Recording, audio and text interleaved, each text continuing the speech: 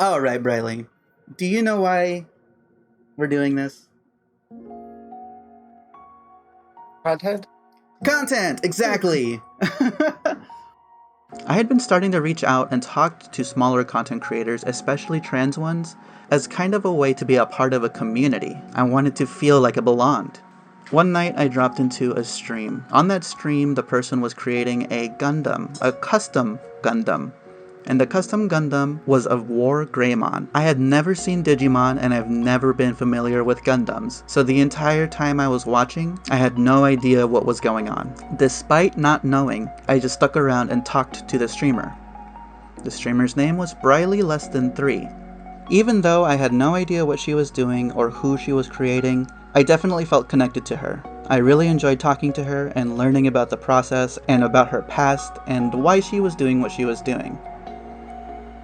A while later, I was able to get her onto my stream and have a lovely interview with her. And that's what the rest of this video is going to be about. Thank you again to everybody who's watched this. And I know this is my first video and it's kind of scuffed, but I hope to improve in the future.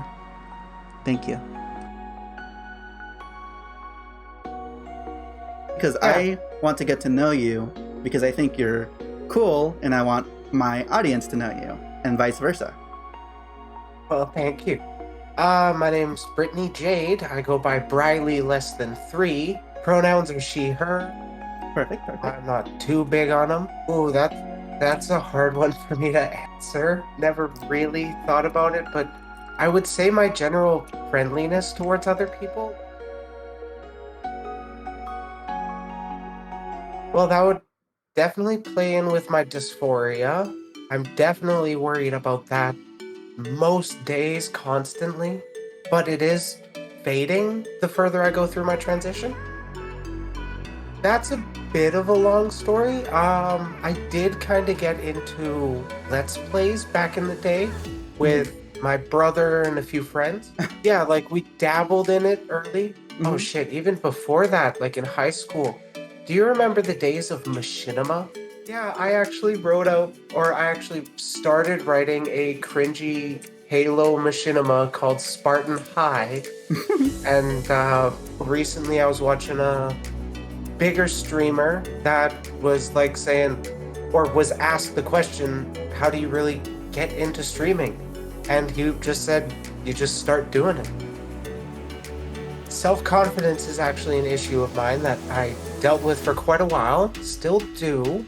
But streaming has actually helped me get over it quite a bit. It's been a confidence boost, that's for sure. Huh.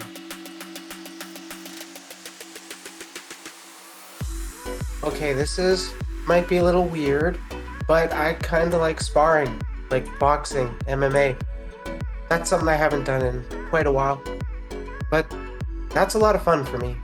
I don't even really watch it. It's just before I had a roommate that I would do jujitsu with sometimes. We would practice for some MMA kind of things. Never actually did any fights. We just felt like it was a bit better exercise than pumping weights at a gym. I'd love the thrill of the fight, honestly. But I would say it stems from, I watched a lot of Dragon Ball Z growing up, so me and my brothers were always kind of into it. My older brother, the most into it, he was the one that started buying the gear. Well, growing up, I didn't have anybody that really knew anything about LGBT, queer people, trans issues, anything like that. All I heard was my parents saying, we don't care if you bring home a guy or a girl. I felt very isolated growing up. And now that there's access to being able to do or to reach people all around the world that might be in a similar position that I was, I want to be able to show them that, hey, we're here, we're normal. Keep on doing it. I know life is really, really dark sometimes, and it sounds hollow, but it does eventually get better after you're able to take control of your life some. move on to, or move over, yeah, move on to places that will accept you. Because there are people that accept, there always will be.